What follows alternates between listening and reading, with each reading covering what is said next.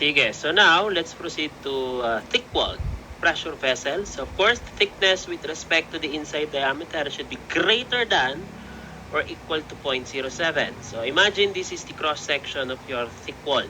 Regardless if this is cylindrical or spherical, you have the inside pressure na gusto lumabas. Siyempre may pressure din sa loob na gusto naman pumasok.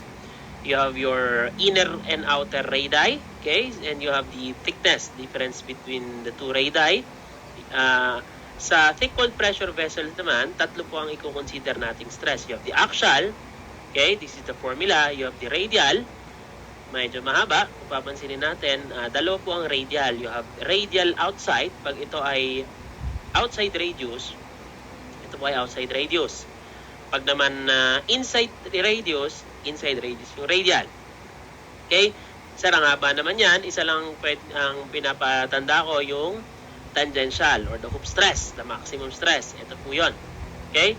So, sa formula natin, may pagbasa tayo dyan. Yan yung piriporo, pipo, rori.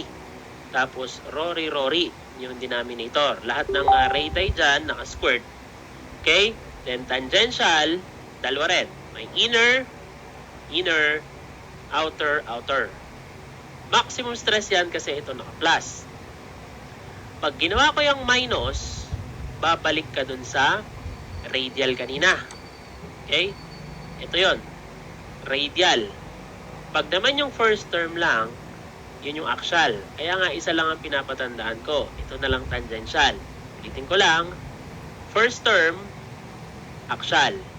Pag ginawang minus, liliit, pinakamaliit na stress, radial. Pinakamalaki, may dagdag, tangential. Okay? So, tandaan na lang natin, the difference between the tangential stress, which are the inner minus outer, is equal to the difference in pressure. Okay? Meron tayong Lehm's equation para sa thickness, that is the inside diameter over 2 times the square root of tangential plus inside pressure all over tangential minus inside pressure, then labas ng square root, minus 1. Okay? So let's try. A cylinder having an internal diameter of 20, inside external diameter of 36 inches, an internal pressure of 10,000 psi, and an external pressure of 20,000 psi, determine the hoop stress at the inner and outer. Okay? Hoop stress or tangential. So, wala ditong sinabing thick-walled. So, sabi ko, i-check lagi natin yan, no? So, ang pan-check is the thickness over the inside diameter. So, ang ating thickness po ay laging, ano nga yung formula natin? Outside diameter, 36, minus inside diameter, 20, over 2. Yan po yung thickness. Thickness over the inside diameter, which is 20. So, pag in-equals natin yan, 0.4. Ang laki po nun. 0.4 is greater than 0.07. So, obviously, this problem is under thick-walled. Again, these are the given. So, since medyo mahaba yung formula natin, ang gagawin natin dyan, mag-i-store tayo. Okay? So, paano nga pa mag-i-store? So, ito po yung ginawa ko, no? So, i-store natin isa-isa. Yung inside pressure na 1,000, ay store natin, shift store to A. Okay? Again, ulit. 1,000 or 10,000 shift store to A. Sa A na yan. Susunod naman, inside radius, naka-squared sa formula natin. Kaya ang naka-type dyan ay 20 over 2, then i-squared mo. So, ang gagawin ko na lang dyan, syempre, 20 over 2 is 10. Okay? 10 squared, obviously is 100. Pero store ko na kay B. Then susunod, outside pressure 2,000 kay C. So 2,000 shift store to C. Next, outside radius is squared. 36 over 2 is 18 squared. Shift store to D. So, kompleto na. Ito yung formula mo. Okay? So, ito na lang kukunin natin pag tayo ay nasa inside ang kinukuha. Inside stress. So, ito type natin sa inside stress. Ito yan. Ayan. So, lalagay mo lang ay A, B. Ito na po yun. A, B. Yun yung PI RI squared minus CD. CD is PO RO squared over Rory yun. Kaya yun ay D minus B.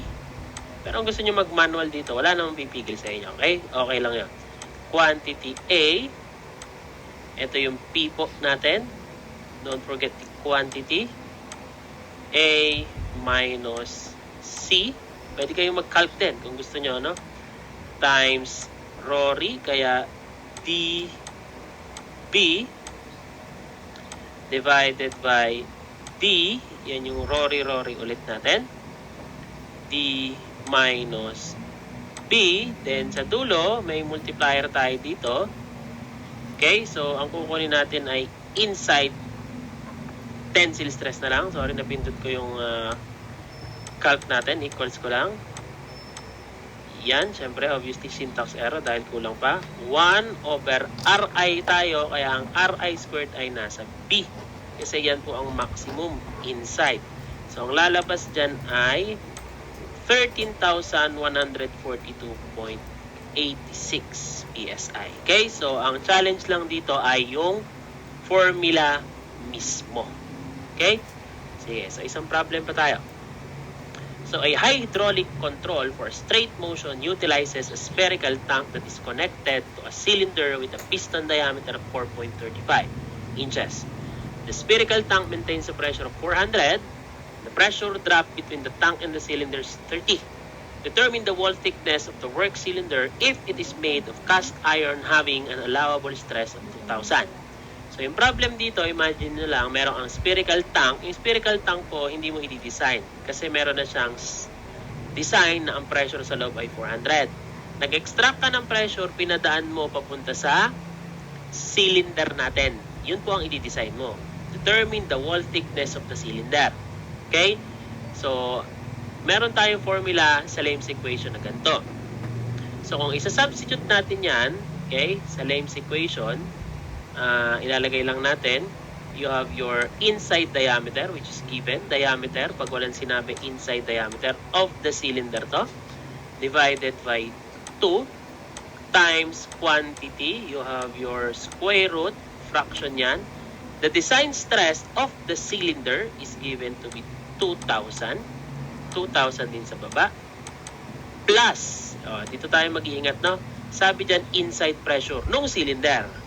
Ang pinagkuhanan ng cylinder, yung tangke, 400. Pero hindi 400 ang ilalagay dito.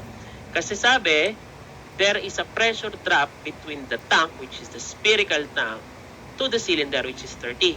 So, drop na walang ka ng 30. So, ang papasok na lang po ay 400 minus 30, 370 na lang ang pressure sa loob. Okay? Then, divided by minus. Ito to, no? 370 sa labas ng square root, meron pong minus 1. So, makukuha mo ang inside or thickness na hinahanap to be 0.4476. Ang tanong sa problem na to, wala naman sinabing thin or thick wall. Okay? So, i-check na lang natin ngayon. We have thickness 0.447. Thickness, i-divide ko sa inside diameter. Okay? So, AC ko lang. You have your thickness, which is nasa answer, 0.447.